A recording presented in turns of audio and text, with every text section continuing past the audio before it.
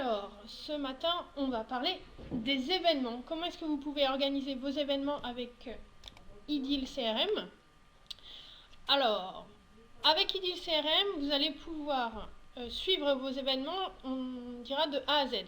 Alors, de l'organisation, donc avec l'envoi des invitations, le suivi des inscriptions, à la mesure du succès, avec par exemple la possibilité de publier un questionnaire de satisfaction.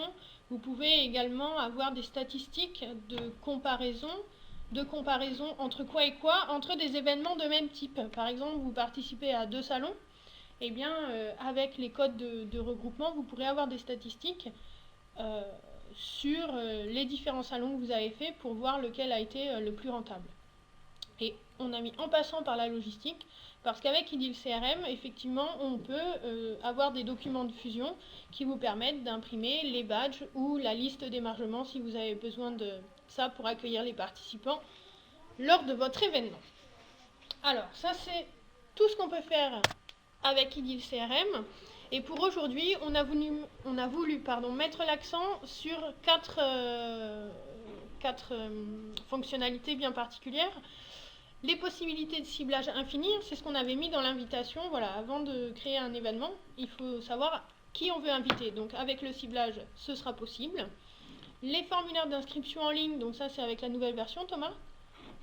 Tout à fait, Laetitia. Donc qui sont facilement paramétrables. On va voir tout à l'heure à quoi ça ressemble. Une gestion à la carte des inscriptions. Alors ce qu'on entend par là, c'est que si vous organisez un événement de masse, vous n'avez peut-être pas forcément besoin d'avoir une validation manuelle de chaque inscription. En revanche, si vous organisez un événement VIP pour une trentaine de personnes et que vous voulez sélectionner les participants, vous le pourrez. Et enfin, un calcul du ROI facilité, donc ça c'est avec le suivi des origines, qui est depuis la nouvelle version également. Oui, c'est ça. Voilà, donc quand vous avez un lead, vous pouvez suivre son origine et voir quel événement vous a rapporté le plus de leads. Voilà pour le programme de la journée. Le plus simple maintenant, ce sera de partir pour une démonstration. Non, là c'est un peu tôt. Alors, on va se connecter à IDIL et puis on va organiser un événement pour Voyage Plus. Alors Laetitia, je vais te demander de te mettre dans la peau de une chargée de communication, chargée marketing chez Voyage Plus, et de me dire un petit peu ton plan, ton projet d'événement que tu souhaiterais organiser. Alors là, il y a le club utilisateur pour IDIL, et bien pour Voyage Plus, on va dire qu'il y a la journée Voyage Plus, le Voyage Plus Day. Le Voyage Plus Day. Alors, Ok. j'aimerais bien l'organiser à la rentrée, mais je sais pas, j'aimerais bien voir quelle date est disponible en fait. D'accord. Bon, ce que je te propose, c'est qu'on aille regarder le calendrier d'événements pour voir un petit peu quel est le planning marketing de Voyage Plus. Alors pour ça, on va aller dans le module marketing et on va appeler la fonction calendrier d'événements. Alors, dans cette vue, on va voir tous les événements qui sont organisés tout au long de l'année. Donc là, on voit qu'en ce moment, il y a quelques événements qui sont organisés au mois de juin. Effectivement, c'est peut-être pas la meilleure période pour organiser le Voyage Plus D. En revanche, à la rentrée, écoute, à la rentrée, ça a l'air pas mal. Alors, tu as une opération cadeau voyage au Mexique. Bon, ça reste une opération un peu long terme. Qu'est-ce que tu as d'autre? Tu as une enquête de satisfaction qui arriverait à terme à la rentrée. Bon. Et puis, l'opération assurance voyage, voilà, qui court elle sur 1 an et demi. Voilà, donc on va dire que le planning marketing laisse la place à l'organisation de cet événement. Juste petit rappel, Thomas, derrière événement, en fait, derrière le concept d'événement, quel type d'événement Alors oui, là c'est vrai qu'il faut voir l'événement. Avec le vocabulaire métier. Il faut voir ça au sens opération marketing. Parce qu'en fait, dans un événement, là aujourd'hui, on va voir l'organisation d'un salon. Mais ça peut être aussi une opération de relance téléphonique qu'on va pouvoir organiser avec ça, une enquête de satisfaction. Voilà, donc c'est vrai que ça englobe tout ce qui est marketing direct. Un coupon réponse, Exactement. Un séminaire, enfin tout ça. Voilà. Donc c'est vrai que le calendrier, on peut voir des actions long terme, donc c'est pas forcément un salon ou un séminaire à chaque fois. Voilà, mais là en tout cas tu n'as pas de séminaire Alors, voyage plus D organisé à la rentrée, donc c'est bon. allons-y. Alors on va créer l'événement. Oui, on va faire ça pour la mi-septembre du coup. Ok. Alors son nom donc c'est le voyage plus D. Voyage plus D. On va lui donner un code. Hop, ça nous permettra de récupérer les informations plus facilement tout à l'heure. Alors la date de début. Vers la... En septembre, on a dit mi-septembre, plutôt un mardi ou un jeudi. Allez, on va dire jeudi Voilà, 14 septembre. Et donc ça dure un jour. C'est Oui. ça. Donc on va dire que ça commence et que ça finit le 14 septembre. Catégorie, donc on l'a vu, on pouvait organiser différents types d'opérations marketing. Là, ce qui va nous intéresser, c'est d'organiser un événement de type salon. Donc là, on le voit, hein, les statuts ont été mis à jour automatiquement suivant la catégorie de l'événement. Exactement. Donc on a les statuts qui vont être liés à notre catégorie d'événement. Et puis on a des informations supplémentaires. Par exemple, on a le nombre de places. Alors, combien de places sur cet événement? Allez, 50. 50 places, ça marche. Alors, tiens, j'ai une petite aide en ligne, là, Laetitia. Voilà, donc en fait, cette limite du nombre de places, Idil va me faire une petite alerte. Par exemple, si j'ai un nombre de participants qui va au-delà du nombre de places, je vais avoir une petite alerte visuelle qui va m'informer sur le fait que je suis en train de faire du surbooking. Bon, c'est peut-être souhaitable, hein, parfois on veut faire du surbooking, voilà, donc c'est une information que donne Idil. Alors, l'adresse. À quelle adresse se situe ton salon? On va se mettre place des Invalides. Ça rappellera des souvenirs à certains. Place des Invalides, dans le 7e, je crois que c'est 75 007. C'est pas 008? Non, je crois que c'est 7. Bon. Je crois que pour que ce soit 8, il faut traverser la Seine. Ah, allez, Place des Invalides, dans le 7e à Paris, très bien. Alors, on a aussi un champ origine, et ça c'est une nouveauté dans la dernière version. Alors, ce champ origine, Laetitia, il va te permettre de tracer toutes les retombées de ton voyage plus D. Donc, Les leads qui en découleraient. voilà. Donc là, ce qui peut être intéressant, c'est d'aller créer une nouvelle entrée dans le référentiel origine. Donc pour ça, on va ouvrir un nouvel onglet et on va aller regarder un petit peu les origines Idil. Alors, si on va dans les origines marketing, voilà, on va voir qu'ici, tu as mis toutes tes opérations, tes campagnes digitales. Et Tiens, t'as événement. tu as également événements, et donc c'est dans cette catégorie que tu as mis tes autres événements. Donc un petit déjeuner, une conférence sur le tourisme d'affaires. Voilà, donc ça peut être une bonne idée de créer une nouvelle origine qui va correspondre à ton événement Voyage plus D. Et ça répond à un vrai besoin métier, hein, parce que de plus en plus, on demande le ROI des opérations marketing que l'on monte. Et du coup, d'avoir un suivi des leads qui seraient éventuellement apportés par l'événement, c'est un vrai plus. Oui, tout à fait. Alors peut-être qu'on va mettre l'origine qui commence un peu avant l'événement. Alors, l'origine, en fait... Alors, l'origine, voilà, la date de l'origine, c'est ce qui va indiquer à partir de quelle date elle va être active. Donc, effectivement, alors on peut dire dès maintenant qu'on la met, par exemple, au 13 septembre. Mais au 1er septembre. Parce que comme il y aura eu les invitations et tout ça, il se peut que... Alors, on met au 1er septembre. Hop, Et puis, on peut mettre une date de fin. 3 mois après l'événement.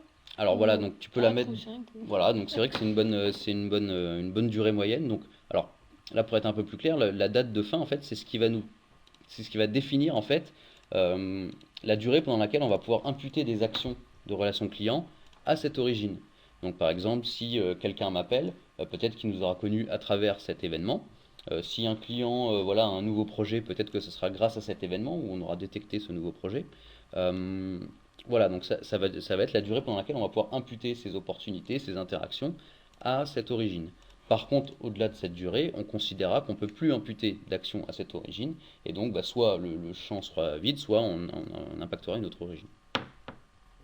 Donc bon, là je te propose de le laisser vide, tu peux aussi le laisser vide, et puis voilà, Oui, et puis on voit quand au tu fur et à estimes, mesure. voilà, si tu penses que voilà, à la fin d'année, tu penses que c'est une origine qui a plus lieu d'être, et tu pourras indiquer une date de fin, de sorte d'archiver cette origine.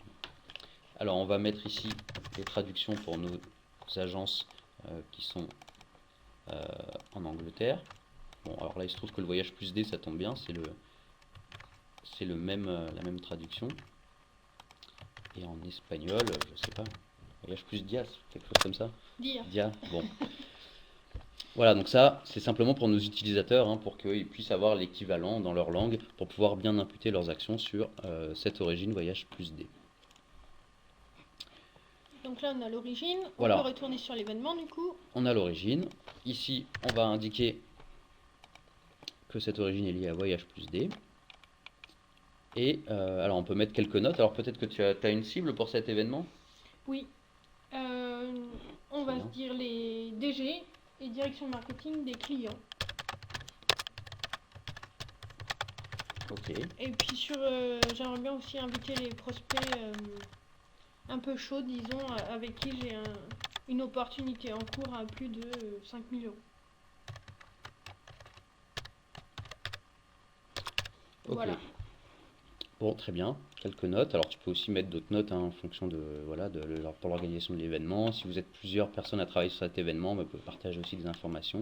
Ah, Thomas, je te coupe. On a Lucie qui nous demande s'il faut créer l'origine avant l'événement. Oui, oui. C'est pour ça que j'ai ouvert deux fenêtres, une fenêtre avec l'origine et une fenêtre avec l'événement. Et d'ailleurs, maintenant, Après l'événement, on aurait aussi pu le modifier de toute façon, non? Je veux dire, on peut le créer et revenir à l'origine plus tard, oui, ou pas? oui, oui, voilà, oui, oui, oui. Ouais. Pas un souci, ça. D'ailleurs, vous voyez, là, maintenant, mon origine voyage plus D est liée à l'événement voyage plus D. Donc, si derrière, je fais un autre événement, une opération téléphonique, si je fais une campagne digitale, ben voilà, toutes ces campagnes, toutes ces opérations marketing vont bien être attachées à mon origine voyage plus D. Ok. J'espère que ça répond à la question de Lucie. Alors, on va reprendre notre événement. Voilà, bah écoute, Laetitia, il est créé, hein, donc tout va bien. Allez, Par va contre, on cibler. n'a aucun participant, aucun inscrit. Ciblons. Alors, on va cibler.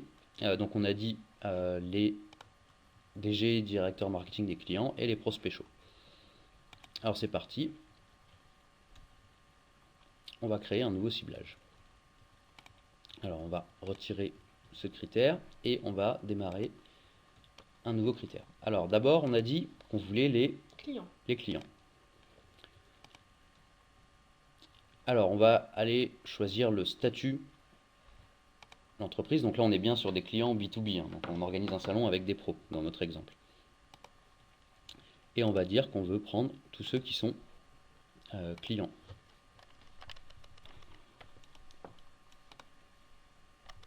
Ah, Thomas me souffle en me disant pose cette question, pose cette question. Alors, il y a une question sur l'opérateur en fait. Pourquoi est-ce qu'on met égal à et pas contenu dans par exemple? Alors, bah là, Différent de ou oui, là on a explique-nous mis, les opérateurs. là on a mis égal à client, donc on veut vraiment les comptes qui sont clients. On Et aurait qui ne sont que clients. et qui ne sont que clients. Et on aurait pu aussi indiquer le statut est contenu dans client. Et là, vous voyez, Idil me permet plusieurs valeurs. Donc là, par exemple, on pourra dire qu'on prend à la fois les clients et à la fois les cas particuliers, pardon. Donc cas particuliers, ça va être, je sais pas, les partenaires, voilà, enfin toutes les sociétés qui vont graviter autour de Voyage Plus, qui sont pas forcément clients, mais qui sont peut-être utilisateurs des services ou en tout cas, voilà, qui sont des influenceurs par exemple. Donc là, par exemple, ce critère va nous permettre de dire qu'on veut récupérer toutes les entreprises qui sont soit clients, soit cas particuliers. On va valider notre critère. Alors ça, c'est les entreprises. Maintenant, les personnes. Donc je t'avais dit les DG ou directeurs marketing. Voilà. Alors, cette fois-ci, on va aller choisir l'objet personne et on va utiliser le champ fonction, puisque c'est grâce à ce champ fonction qu'on a pu indiquer enfin, qu'on a pu qualifier toutes les fonctions et faire un petit peu du scoring des interlocuteurs. Et donc on va prendre contenu dans, et là cette fois-ci, bon, on peut aller choisir les fonctions, donc PDG, directeur général, et puis on avait dit le marketing, donc des directeurs marketing et des responsables marketing. Voilà. Alors au passage, tu vois Laetitia, on a une nouvelle interface utilisateur là. Quand on choisit plusieurs valeurs, ben, on peut les cliquer les unes après les autres sans forcément avoir redéroulé le petit menu et déroulant. Voilà, donc ça c'est une petite nouveauté au passage. Ok, donc là on a notre critère sur les clients. Catégorie, et la deuxième, donc c'est les prospects. Alors les prospects, bah, c'est un petit peu... J'ai une opportunité à plus de 5 000 euros. D'accord. Alors les prospects, ça va être un peu la même chose, on va utiliser toujours le champ statut. Et puis, on peut aussi utiliser contenu dans, parce que là on peut aller chercher les prospects, mais on peut peut-être prendre aussi les leads. Oui. Alors qu'ils vont être peut-être un peu moins qualifiés, donc plus dur à cibler, mais voilà, ça fait pas de mal, ça pourra toujours un petit peu ajouter du volume à la cible. De toute façon, j'ai un autre critère là-dessus qui va m'aider avec le chiffre d'affaires là potentiel. Voilà, alors après, deuxième critère, celui sur les opportunités. Donc là, on veut des prospects et des leads qui ont au moins une opportunité. En cours, oui. Donc supérieur ou égal à 1. Voilà, donc si ceux qui ont une, deux ou trois opportunités vont être ciblés par exemple. Et on veut que au moins une de ces opportunités soit supérieure à 5K euros. Parce qu'on estime que voilà, à partir d'une opportunité à 5K euros, c'est un client qui est significatif. Je crois que c'est en jeu l'intitulé. Tout à fait, Laetitia. Alors, supérieur ou égal, et là, alors c'est exprimé en euros, donc on va indiquer 5000 ici comme enjeu. Alors, on a mis tous nos critères. Mais alors, si on veut être plus complet, là, il va falloir aussi indiquer qu'on veut soit des prospects, Oui. soit des clients. Les autres. Évidemment. Oui, personne ne répondrait à tous ces critères-là. Voilà, on ne peut pas être à la fois client et prospect. Oui. Alors, du coup, on va faire des groupes. Donc là, on va faire le premier groupe qu'on a fait, qui était les clients et les PDG. Enfin, PDG et directeur marketing. Et donc, on va les refaire un groupe et. Voilà, donc là, j'ai fait mon premier groupe. Et puis, je vais faire mon deuxième groupe. Donc ça, c'est les prospects. Pareil, je vais les grouper. Voilà, donc là, j'ai mes deux groupes. Mes clients qui sont DG, directeur marketing, et mes prospects qui ont une opportunité supérieure à 5000 euros. Alors évidemment, c'est pas un et entre ces deux groupes, c'est un ou, puisque on veut soit les clients, soit les prospects. Voilà, j'ai fait mon ciblage. Alors évidemment, là on l'a pas fait, mais on aurait pu à tout moment calculer la cible pour voir où on en était. Donc là on voit qu'on a 47 comptes touchés, 70 personnes. Voilà, vu qu'on a 50 places, c'est pas mal de toucher 70 personnes. Et puis ça, à tout moment, on aurait pu faire le calculer pour voir où on en était. On peut même faire le calculer sur un critère en particulier, par exemple sur le nombre de clients. Donc là, j'ai 50 clients dans ma base, ou le nombre de, je sais pas moi, d'entreprises qui ont au moins une opportunité. Voilà, j'en ai 68. Donc là, c'est le calcul sur chacun des critères. Voilà, donc ça c'est plutôt Sans utile croiser. comme fonction. C'est une fonction qui a été ajoutée assez récemment et ça permet de voir où on en est. Et puis si on a un résultat qui ne nous va pas, de regarder un petit peu le critère qui filtre un petit peu le nombre de résultats. Bon, on fait la population. Alors on fait la population, c'est parti. Pour ça, on va exécuter notre ciblage, mais peut-être qu'avant, on va l'enregistrer. Comme ça nous permettra ultérieurement de le retravailler si on a besoin. Et puis si je veux le partager avec quelqu'un, par exemple, je vais pouvoir comme ça lui envoyer mon ciblage pour qu'il me dise ce qu'il en pense. Oui, parce que cette fonctionnalité, ça a à voir avec les univers de ciblage, non? Parce que sinon, ça ne l'enregistre pas. Ça a à voir avec les univers de ciblage, mais ne t'en fais pas Laetitia, tu peux toujours enregistrer tes ciblages, il n'y a pas de problème. Alors, donc là, tu as mis le nom, le code. La question type, c'est quoi? Alors la question type, donc là c'est vraiment pour un autre usage, ça serait plutôt pour partager des ciblages types auprès des commerciaux par exemple. Donc par exemple tu vas avoir un commercial qui va dire moi je veux faire une opération locale à mon niveau, je veux relancer tous mes prospects qui ont telle et telle caractéristique. Et bien tu vas pouvoir leur faire un ciblage, donc qui s'appelle une question type dans ce cas-là, qui va être partagé, qui va être utilisable par tes commerciaux. Alors la petite subtilité c'est qu'en plus dans ces questions types, on peut leur mettre des paramètres. Par exemple, le secteur géographique peut être un paramètre qui va être rempli par l'utilisateur au moment où il va exécuter son ciblage. Voilà, donc c'est une fonction très pratique pour partager facilement des ciblages auprès de ses utilisateurs sans forcément les former à l'outil de ciblage. Vous l'avez vu, voilà, il faut quand même bien comprendre comment est faite une base de données clients et également comment sont faites les données du CRM. Donc là, on ne va pas cocher question type parce que ce n'est pas un ciblage qu'on veut partager. Donc on est bien lié à l'événement. Et puis, on a ici une petite option. Conserver une seule fonction. Voilà. Alors, cette option, donc on a une petite aide en ligne, peut-être qui va nous aider. Donc si on a plusieurs fonctions qui sont touchées par le ciblage, alors les fonctions d'une Qui même répondent au personne, ciblage, voilà. voilà, on peut indiquer qu'on veut en conserver qu'une seule. Donc ça va être vraiment dans l'idée, soit on veut entre guillemets arroser un maximum les boîtes mail. Donc si Fabien Belmar, à travers ses 3 ou 4 fonctions, est ciblé par les critères de ciblage, eh ben, il va recevoir 4 mails par exemple. Ça veut dire, si Fabien Belmar est directeur marketing d'une entreprise qui est cliente, il répond Oui, au ciblage, il reçoit l'email. oui. S'il est, S'il a s'il a une fonction, peu importe Hmm, laquelle, puisqu'on n'a pas mis de fonction, s'il travaille pour une entreprise qui a une opportunité en cours à plus de 5 000 € avec Voyage Plus, à ce moment-là, potentiellement, il recevrait 2 emails. voilà, Un mail sur chacune de ses adresses. voilà. Sauf si on coche cette case.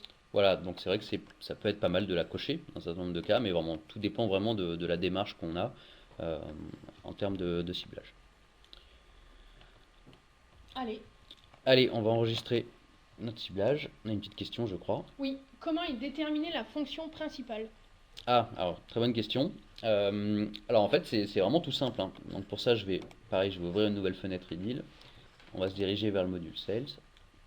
Et en fait, quand vous avez un contexte de multifonction, ce qui n'est pas obligatoire, hein. D'ailleurs, la plupart de vos contacts, on l'imagine, ne rentreront pas dans ce cadre-là. Mais là, vous voyez, j'ai Monsieur Fabien Belmar, donc il a plusieurs fonctions. Directeur général chez Fabulous Garden, trésorier chez une association, administrateur chez un autre compte. Si je clique sur sa vue consolidée, ici je vais pouvoir trier et ordonner ses fonctions. Si par exemple j'estime que c'est sa fonction chez Social Networks qui doit être prioritaire, eh ben, je vais la passer en premier. Là, c'est juste un glisser Glisser-déposer. déposé. Voilà.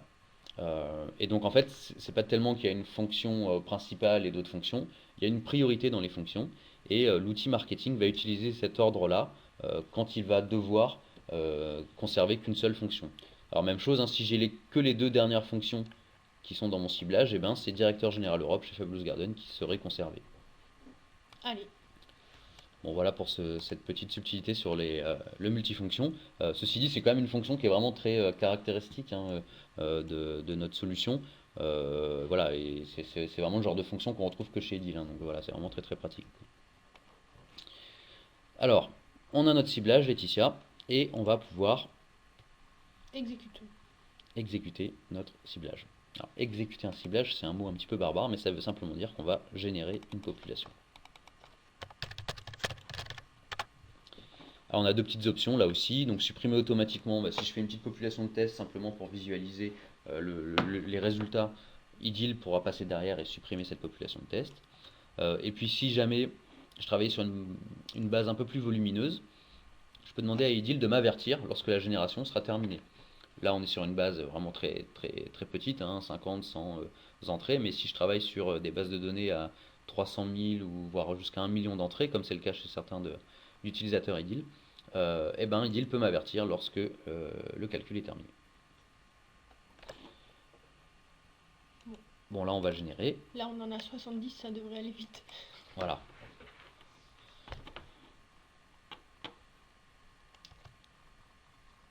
Alors, j'en ai plus que 69 puisque j'ai écarté Oui, des résultats avec le le multifonction. multifonction.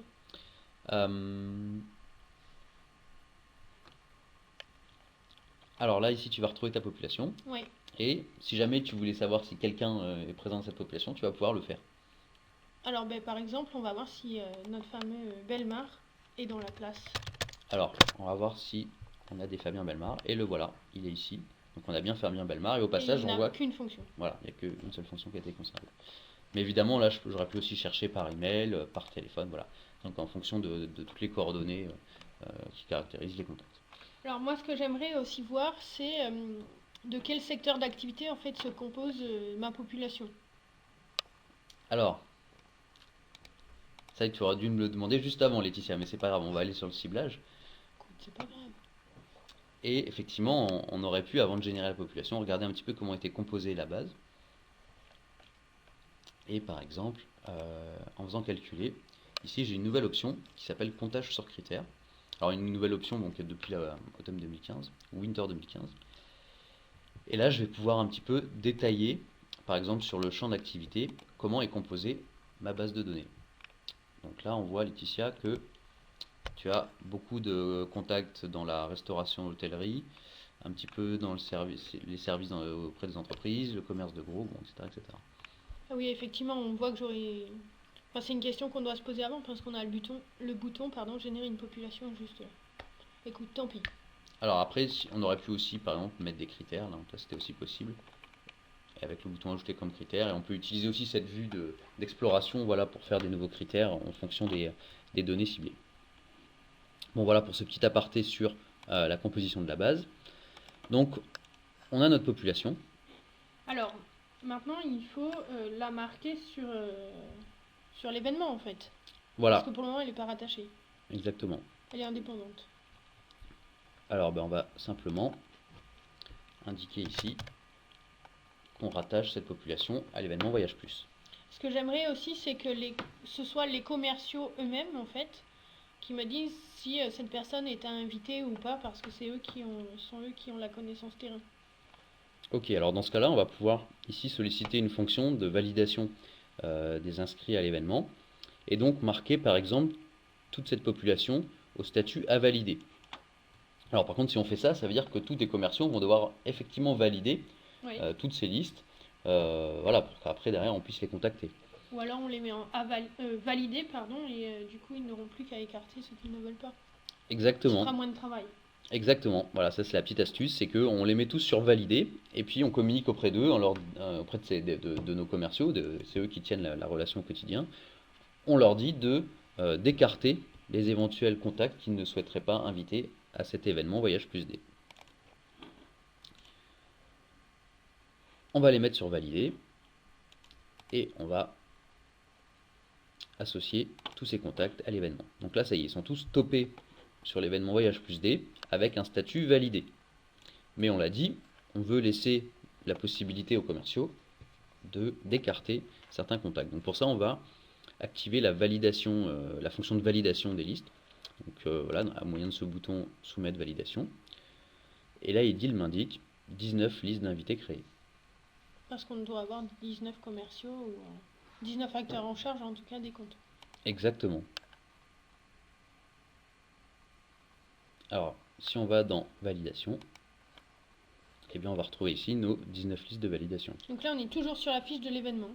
On est toujours sur la fiche de l'événement. Et là, on voit que pour chacun des commerciaux, eh bien, on a un nombre de contacts à valider. Donc on voit que certains sont plus ou moins bien lotis. Donc Dominique Miller a 15 contacts à valider, là où Monsieur Martineau n'aura qu'un contact à valider. Il y en a un qui est tout seul, là, sans nom en face. Voilà, bah là probablement c'est un contact qui n'est pas affecté, mais pas de panique. En tant qu'organisateur de l'événement, on va pouvoir valider nous-mêmes ce contact ou au contraire l'écarter parce qu'on estime que On ne va pas avoir Mireille d'Arc. Voilà, Mireille d'Arc a pas une bonne idée, donc on va l'écarter ou par exemple on peut appeler le directeur commercial et puis lui demander ce qu'il en pense. Voilà. Donc là on a changé son statut, voilà, on valide la liste. Et on va pouvoir valider la liste.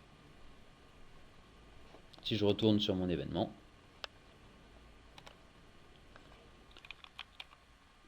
voilà, j'ai bien ma liste qui a été validée. Donc ça marche aussi pour les utilisateurs. Donc si Dominique Miller se connecte à son CRM ce matin, donc lui, on va dire, là c'est le Dominique Miller qui est commercial, hein. Donc lui il a sa liste d'inscrits ici, et on voit qu'en ce moment il en a 3. Donc, alors il y a conférence tourisme d'affaires, donc celle-là il vient de la valider, bon, c'est bien, il a bien fait son travail. Et puis la Voyage Plus D qu'on vient d'ajouter, et puis il en a une autre, offre promotionnelle Caraïbes. Bon, là c'est pour janvier 2018, il n'y a pas le feu. Là, on peut aussi, alors, enfin vas-y, je te laisse valider tes inscrits, Dominique. Alors voilà, Dominique va valider ses invités. Alors on peut les trier par compte, voilà, bah, par défaut ils sont même triés par compte. Donc voilà, bah, Fabulous Garden, on a 3 contacts chez eux. Bon, on va dire que c'est un beau compte, donc on va en inviter 3. Là où par exemple chez Super Voyage, eh ben, Paul Conoé par exemple, on va l'écarter. Et puis on va prendre qu'un seul contact chez eux. Voilà, donc en gros on fait un peu ces courses. Voilà, Futurcom par exemple, hop, on veut pas inviter Monsieur Richard Fayence, parce qu'il mange beaucoup de petits fours, mais il parle pas toujours beaucoup de Voyage Plus. Voilà. Allez, on valide. Et puis on enregistre les statuts. Et puis une fois qu'on a terminé, alors je peux revenir un peu plus tard, hein, si je dois réfléchir, si je dois les appeler. Et puis je peux valider ma liste une fois que le travail est terminé. Oui, ma question que j'avais commencé tout à l'heure, là, tu es passé par le menu, je sais plus, c'était dans Opération, je crois. Alors oui, c'était dans Opération inscrit. Opération inscrit. Ce qu'on peut envisager également, c'est de mettre ça directement dans le dashboard type des commerciaux. Oui, tout À à ce fait. moment-là, ils ont une liste et puis on voit, Voilà. dès qu'ils se connectent, ils voient ce qu'ils doivent valider. Oui. Et pour rappel, donc ce dashboard est totalement personnalisable, hein, voilà, donc on peut ajouter comme ça des, des listes, des graphiques, etc. Et donc on peut ajouter cette petite liste d'inscrits à valider. Et autre question, ça c'est un besoin métier, parce que les commerciaux ne sont pas toujours hyper réactifs. Comment Est-ce ça? qu'on peut envisager que l'administrateur de la solution, par exemple, on a sur le dashboard, on a la liste des listes justement à valider, des listes d'invités à valider. Est-ce qu'on peut envisager qu'une ligne apparaisse en rouge ou je ne sais quoi si on est à moins de un mois de l'événement?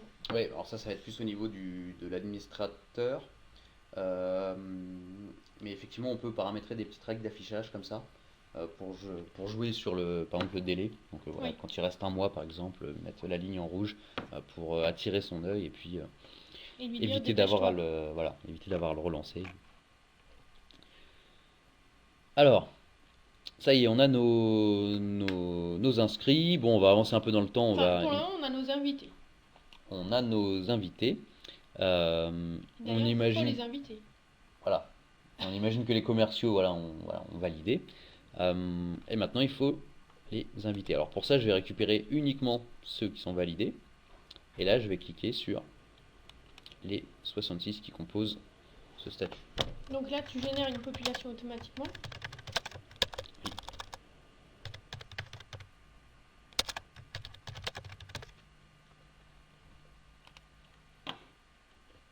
Avec les 66 qui correspondent Avec les non seulement aux 66. critères de ciblage et qui en plus ont été validés par les commerciaux. Exactement. Alors, comment tu souhaites les inviter, tes inscrits, Par tes mail. invités? Par mail, Bon. si c'est possible, ce sera le plus simple. Alors, voilà, ça c'est un petit peu la question. On va regarder justement. Alors, on va utiliser cette fonction de découpage. Alors, pardon, j'ai été un peu vite. Ici, là, vous voyez, dans vos actions de population, vous avez une fonction découper. Et depuis la Winter 2015, on a cette possibilité d'explorer un petit peu les contacts d'une population en fonction du média marketing. Donc Alors, ça, c'est le média qu'ils ont déclaré comme média préféré? alors non, c'est pas ça. Là, c'est simplement, on teste s'il est possible de les contacter par email. Évidemment, un interlocuteur pour contacter par email, la première chose, c'est il faut qu'il ait une adresse email. D'accord? Donc il faut que le champ soit rempli. Deuxième chose, il faut qu'il ait donné son accord pour être contacté par email, ou en tout cas qu'il n'ait pas refusé. Et troisième chose, il faut que son adresse email soit valide. Voilà, puisqu'on traite aussi les adresses email invalides. Voilà, donc si ces trois critères sont respectés, eh ben, on va pouvoir contacter cette personne par email. Donc là, on voit qu'on en a 54 qui peuvent être contactés par email. Alors attends, je vais te mettre les entrées restantes. Voilà, donc là, Donc là, on a bien nos 66 validés. Il y en a bien 66 de validés, pardon. Par contre, il y en a 12 qu'on ne peut pas contacter par email. Alors du coup, qu'est-ce que tu aurais favorisé comme mot de contact? Le téléphone, allez. Alors le téléphone, on va tester. Et le téléphone, voilà, là tu vas pouvoir contacter 10 par téléphone. Bon, il t'en reste 2. Alors ceux-là, alors, on peut essayer courrier ou SMS. On va tester. Voilà, c'est des gens que tu peux contacter par courrier. Alors après, est-ce que tu as envie de faire un courrier à 2 personnes? Bon, peut-être le plus simple, c'est d'aller regarder quelles sont ces 2 personnes et puis d'essayer de les contacter par un moyen un peu alternatif, par exemple sur LinkedIn, ou de récupérer leurs coordonnées téléphoniques par un moyen ou un autre. Tout à l'heure, je parlais de médias préférés. Alors oui, on peut en tenir compte si on veut. Donc ça, effectivement, si on a un portail client ou si d'une manière ou d'une autre, on a pu déterminer le média préféré de chacun de ces contacts. On peut aussi en tenir compte ici. Ça va peut-être changer la... Ah bah oui. Voilà, ça va un Il peu y en a un qui altérer préfère être appelé par par téléphone. téléphone que contacté par mail. Exactement. Ok. Alors, on va pouvoir ensuite faire notre découpage. Donc là, l'idée, ça va être quoi? Ça va être d'envoyer un emailing à Au ceux qui sont 51. appétents à l'email, lancer une petite campagne téléphonique là, bon, sur 13 personnes sur les 13 contacts. Bon, puis les deux autres, il va falloir composer, regarder un peu qui Oui. c'est, et puis trouver un moyen de les appeler autrement. Alors, on va découper la population. Du coup, on va avoir 3 populations. Du coup, on va avoir 3 populations. Et alors, on va peut-être d'abord s'occuper De l'email. de l'email. Allez, c'est parti. Voilà, donc là je retrouve tous mes contacts. On va créer ici un emailing. Et on va l'appeler invitation voyage plus.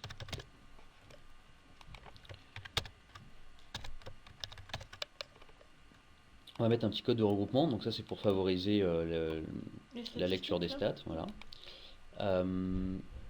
On va indiquer que c'est plutôt une campagne d'information. Voilà, on n'est pas en train de promouvoir non plus des produits ou de nouveaux voyages. C'est un envoi unique. Et l'origine, et bien toujours pareil, on va pouvoir associer l'origine. Donc là, ça veut dire que tous les clics, toutes les retombées de cet emailing vont être associées à notre origine voyage plus D. Donc tout à l'heure, là, on était sur la fiche de l'origine, on voyait que l'événement avait été rattaché. Voilà. Là, ça nous rattachera l'emailing. Exactement. Bon, j'ai bien ma population. Le message, alors là évidemment, soit tu peux travailler avec un graphiste et puis voilà, copier le message ici, soit tu vas pouvoir réutiliser un modèle existant. Donc là par exemple, on va pouvoir charger un modèle. Et puis là pour l'exemple, aujourd'hui on va prendre par exemple le message qui avait été envoyé pour l'événement Booster votre rentrée. Bon là c'est pour l'exemple. Voilà, pour l'exemple. On voit au passage qu'on a des champs de fusion pour personnaliser l'email. On peut mettre des images, etc., etc. Et puis on a des liens. Donc là on a un lien, je me préinscris. D'accord. Donc évidemment là il conviendrait de modifier ce lien en fonction de ce que je veux faire dans mon événement. Je peux également mettre des traductions. Donc si j'ai des gens qui parlent anglais dans ma population, qui parlent chinois ou qui parlent espagnol, donc ça c'est les langues qui sont paramétrées dans mon application chez Voyage Plus, mais voilà, tout ça est paramétrable et je peux indiquer des versions pour chacune des langues que parlent mes clients. On va indiquer les informations d'envoi, donc on peut indiquer un expéditeur, donc là on va prendre par exemple Voyage Plus. Alors j'aurais pu aussi utiliser l'expéditeur variable en indiquant que c'est le conseiller en charge du compte qui serait l'expéditeur. Ah, les fameux 19 là.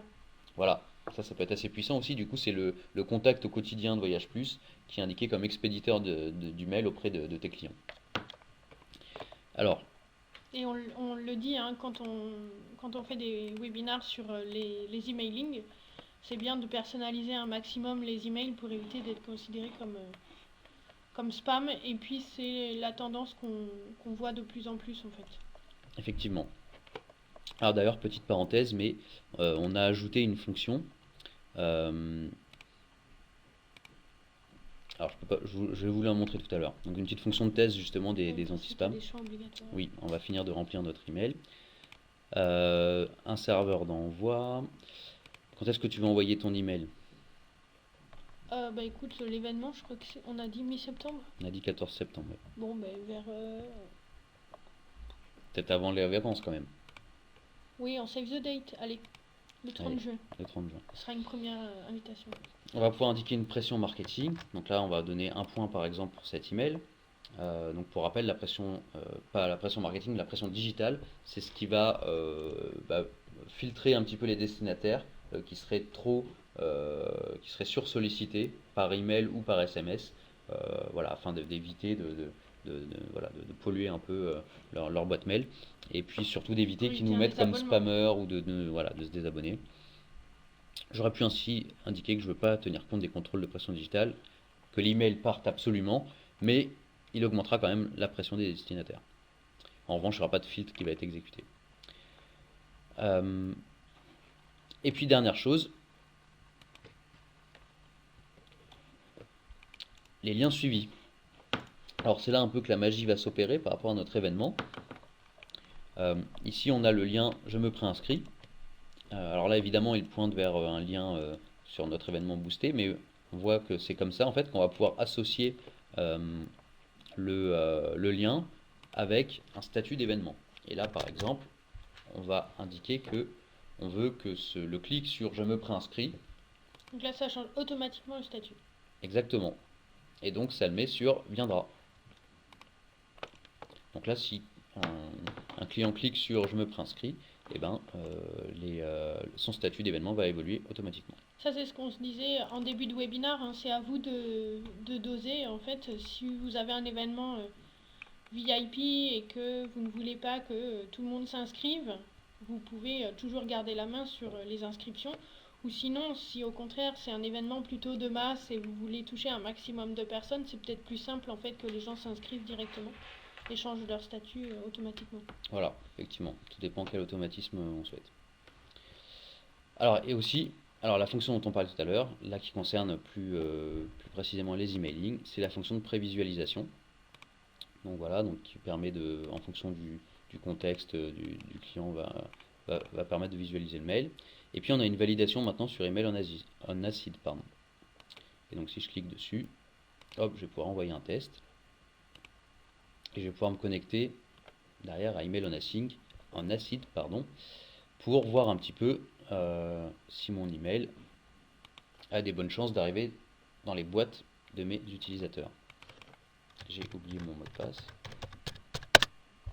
Donc là en fait email on acid ça va vous faire une sorte de diagnostic de votre email pour savoir s'il est bien construit et puis pour que vous voyez un petit peu le rendu qu'il aura sur chacun des outils de messagerie. Exactement. Et derrière, je peux faire des tests de prévisualisation sous différents clients mail. Donc là, j'ai des Outlook, des Thunderbird, etc. Sur mobile, donc Android, iPad, iPhone. Sur des services web, donc AOL, Gmail, voilà, Office 365, bon, etc., etc. Et puis on a même des services franco-français, donc voilà, avec Free par exemple, ou La Poste, ou même encore Orange. Voilà, donc ça, quelle est l'utilité? Bah, c'est de pouvoir travailler avec le graphiste et puis d'optimiser un petit peu le code qu'il a produit pour que ça passe mieux sous certains navigateurs ou sous certains services mail. Alors on a aussi de l'analyse de code, bon, etc. Et puis on a des tests de délivrabilité. Et là, ça c'est intéressant puisque donc là, c'est des tests qui sont faits avec des serveurs mail et des tests de spam. Donc là, il se trouve que c'est plutôt un bon score. J'ai 91% de délivrabilité. J'en ai même 100% en B2B, donc ça tombe bien, je fais du B2B. En revanche, en B2C, j'ai 88%, donc j'ai peut-être un service qui m'a considéré comme spammer. Voilà, bon, bah, c'est AOL et j'ai mail.com. Voilà. Alors malheureusement, ces services-là ne donnent pas de feedback. Donc voilà, on ne peut pas savoir pourquoi on a eu des erreurs. Bon, par contre, pour les principaux, donc Google Apps, Spam Assassin, là on a un petit feedback qui permet de comprendre un petit peu pourquoi on aurait été défini comme spammer.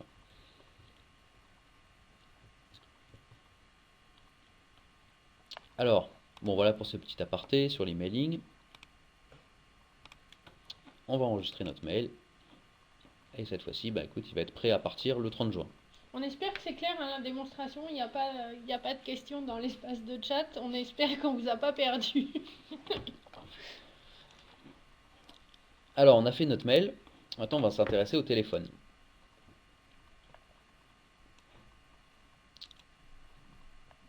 Donc là, on va se créer une campagne téléphonique. Voilà, alors on va retrouver notre population téléphone. Voilà, donc c'est cela. Donc ça, c'est pour rappel, c'est les gens qui ne souhaitent pas être contactés par email ou qu'on ne peut pas contacter par email parce que probablement qui sont voilà. Sur liste rouge ou de mail. Exactement. Et donc pour ça, alors on va utiliser par exemple un petit plan d'action. Et on va appeler ce plan d'action relance voyage plus D. Alors quand est-ce qu'on fait ces relances? Eh ben, on peut les faire à la rentrée par exemple, ou on peut les faire dès le mois de juin par exemple. Hop. Donc là du 5 juin par exemple jusqu'au 1er juillet.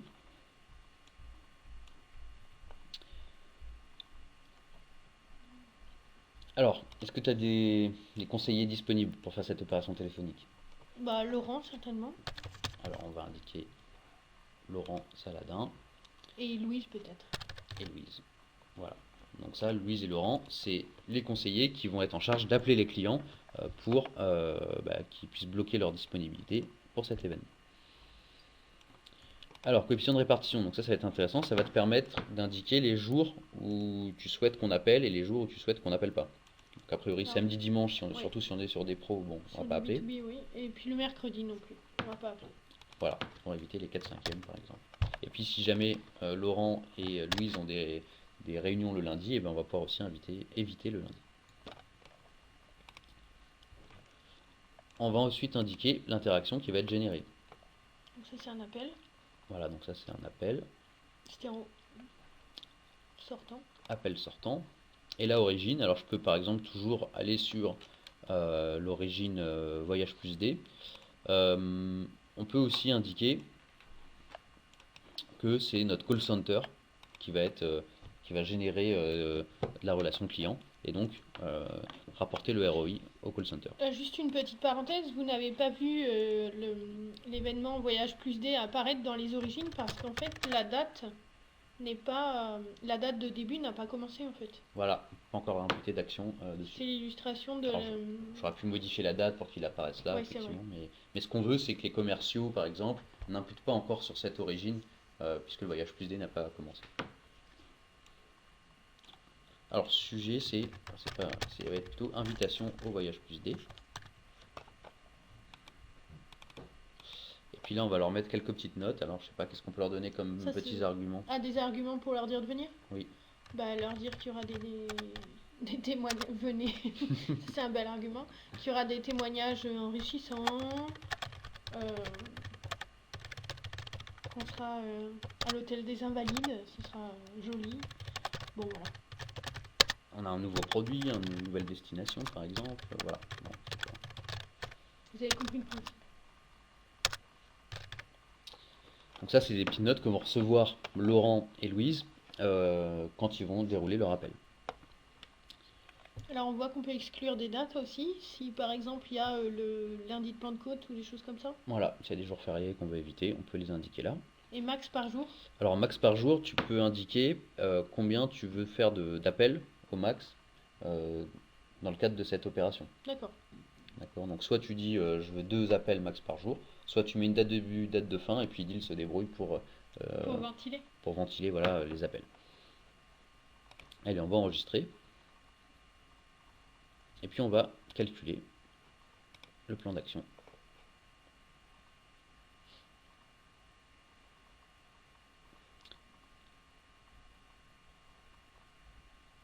Et on va pouvoir réaliser ensuite les interactions de notre plan d'action.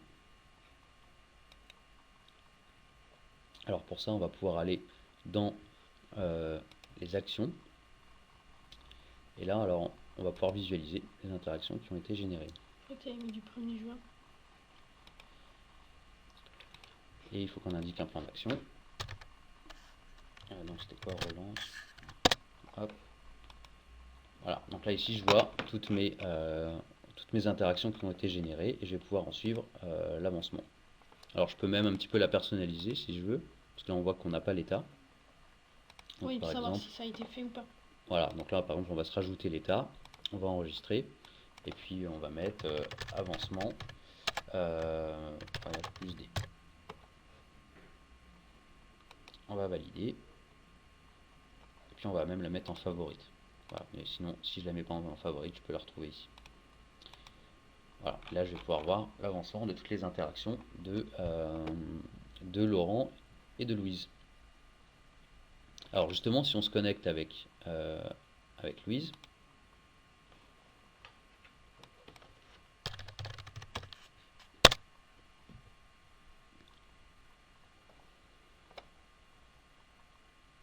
Alors, elle va retrouver dans ses actions. Où sont ses actions? Je ne sais pas. Voilà, ici.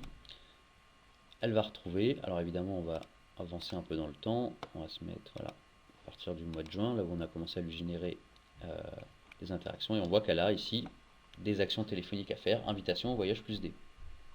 Et par exemple, elle a un certain Jacques Merlin de Apple Pie à inviter. Donc, elle va pouvoir passer l'appel. Elle va retrouver ici le petit argumentaire qu'on lui a tapé. Bon, en fonction du résultat, elle va pouvoir l'indiquer ici. Donc soit il est injoignable, elle va devoir le rappeler, bon, etc., etc. Et puis, si tout se passe bien, elle va pouvoir indiquer que son appel est fait. Et puis, derrière, on va pouvoir inscrire Jacques Merlin au voyage plus D.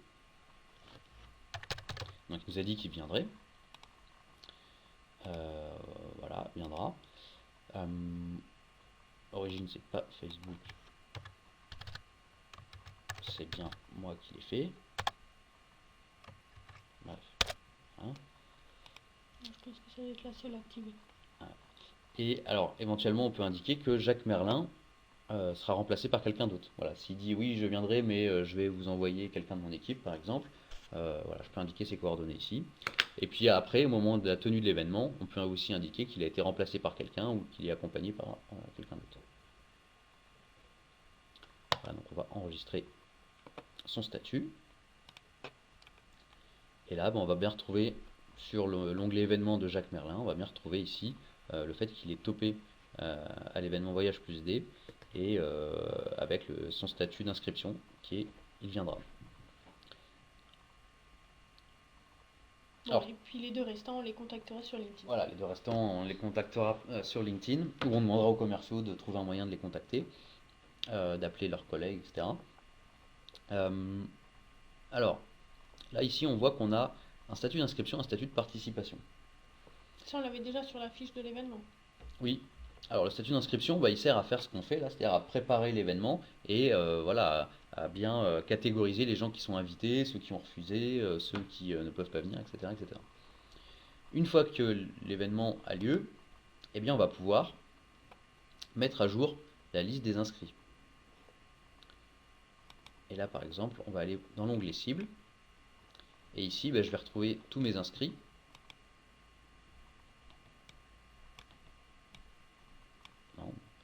Et je vais pouvoir modifier leur statut de participation.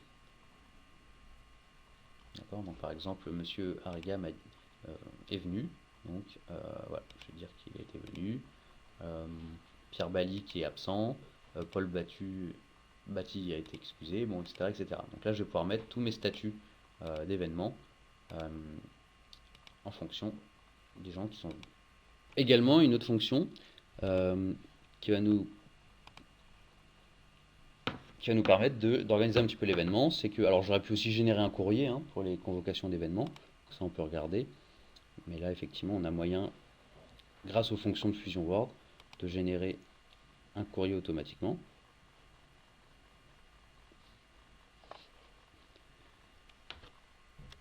Un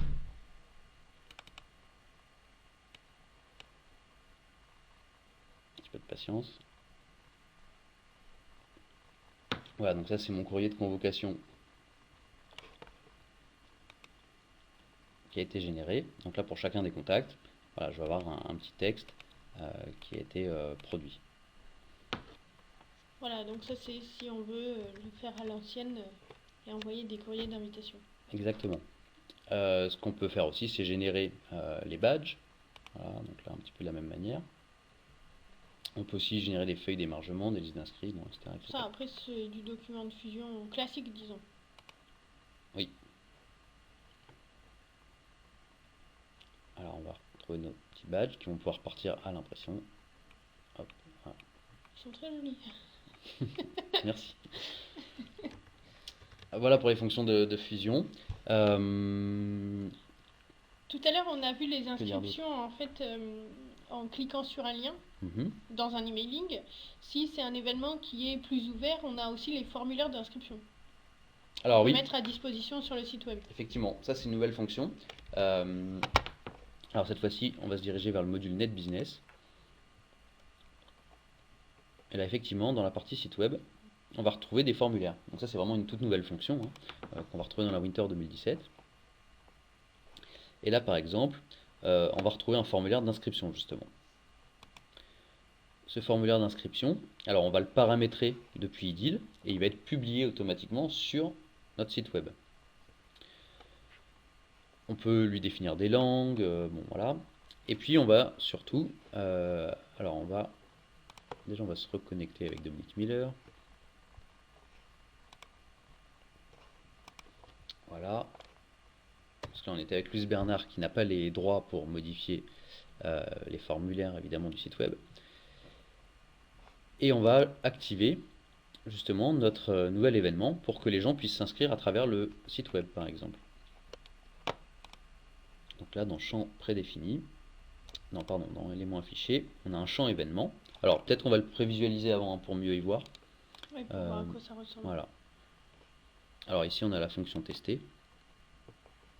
On va la tester en français.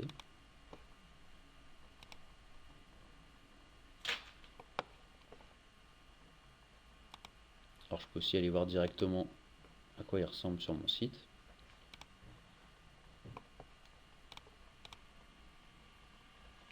Voilà, donc là je suis sur le site Voyage Plus et j'ai mon formulaire d'inscription aux événements. Donc on voit ici on peut sélectionner un événement, indiquer ses coordonnées, voilà, afin de s'inscrire. On peut générer un formulaire en français, en anglais, on peut même indiquer ici des textes d'aide. Voilà, de l'aide un petit peu pour la saisie, donc sur des formats d'email ou sur des champs peut-être sur lesquels il y a une ambiguïté, bon, etc., etc. Donc tout ça, tous ces formulaires est paramétré depuis IDIL. Alors, on a un autre exemple ici de paramétrage.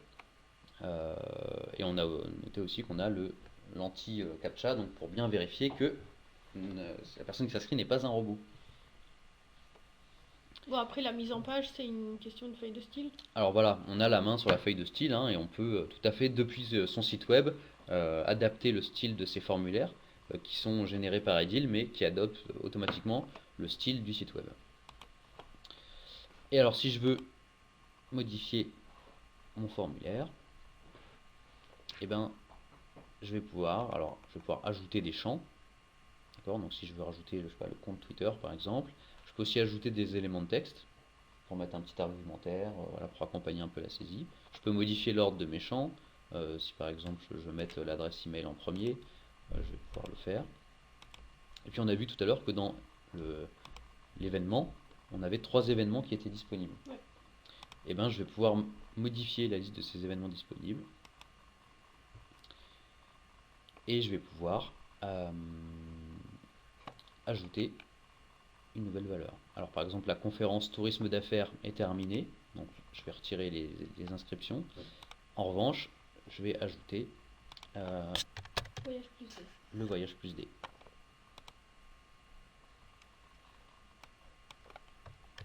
Alors c'est un formulaire qui est généré en français et en anglais, du coup je vais mettre son équivalent en anglais.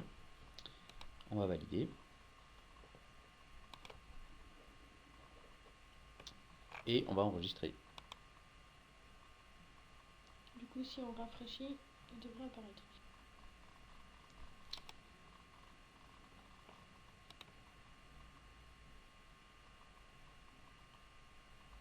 Et ben, j'ai pas mon... J'attends un petit peu, mais pour l'instant, j'ai pas encore mon champ qui a été publié.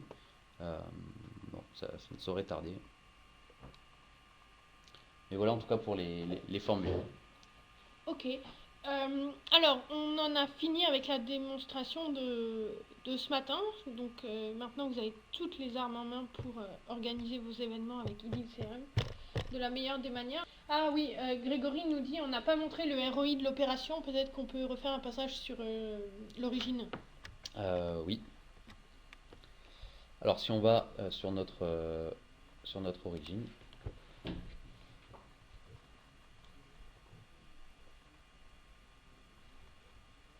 Ah ben voilà, ça répondra à la question de Lucie qui dit à quoi ça sert les origines. Alors, on va regarder par exemple l'origine voyage plus D. Alors là, bon, l'événement n'a pas vraiment eu lieu, hein. Le voyage plus D n'existe pas vraiment. Donc je pense que les retours vont être voilà, assez simples. Simplement là, on a 70 cibles marketing qui ont été générées, donc ça c'est les invités. Alors peut-être pour Et qu'on mieux peut y voir voir, sur une autre origine pour voilà, qu'on ait plus de données. exactement. Alors par exemple sur la conférence tourisme d'affaires, donc là on voit qu'on a un peu plus d'informations et que cet événement a généré 30 opportunités. On en a 5 qui ont été gagnées, ce qui nous donne un taux de transformation de 16%, un chiffre d'affaires de 63 000 euros. Voilà. Puis après d'autres informations, donc on a créé 23 fiches personnes, 10 nouveaux comptes, bon, etc., etc. On a pris 3 rendez-vous grâce à ce salon. Voilà, donc des infos de type ROI qui ont été générées à partir du salon. Comment on identifie une opportunité qui est liée à l'événement? Alors, bonne question. Donc ça, effectivement, ça va être au moment où l'opportunité est créée. Alors si elle est créée par un utilisateur, on va voir comment ça se passe. Donc là, par exemple, j'ai eu Marie-Paul Bell tout à l'heure, qui était inscrite à l'événement. Et elle a donc voilà, un projet euh, de voyage au Brésil. Et donc ça, elle nous en a parlé lors de l'événement qu'on a organisé. Et donc on va pouvoir indiquer que cette origine est liée à l'événement. Alors, elle n'est pas encore active, mais par exemple, on aurait pu dire que c'était lié à l'événement petit déjeuner boosté. Voilà, on va indiquer 1 euro, un enjeu, pardon. Et on va enregistrer notre opportunité. Donc là, on a bien une opportunité qui est liée à l'origine petit déjeuner boosté. Si je vais dessus, eh ben, je vais avoir dans les indicateurs de ROI une nouvelle opportunité. Donc là, on est passé à 46, on était à 45. Et puis un chiffre d'affaires qui a été incrémenté potentiellement avec cette opportunité. C'est exactement la même chose avec les interactions. Donc là, par exemple, si je fais une nouvelle interaction, et puis on va dire que c'est un rendez-vous qui a été rendez-vous pour contrat, par exemple.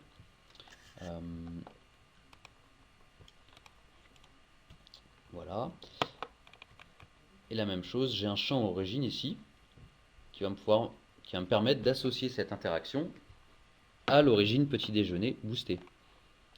Donc si j'enregistre, on va indiquer que ce rendez-vous a été fait là. Si j'enregistre mon interaction, même chose, l'origine petit déjeuner boosté va avoir son compteur de nombre d'interactions rendez-vous faites incrémenté de 1. Merci Thomas. Merci Laetitia. J'espère que ton événement Voyage Plus D va bien se passer. Moi aussi. J'ai hâte d'y être. On vous souhaite à tous une bonne journée et puis on vous dit à bientôt. À bientôt.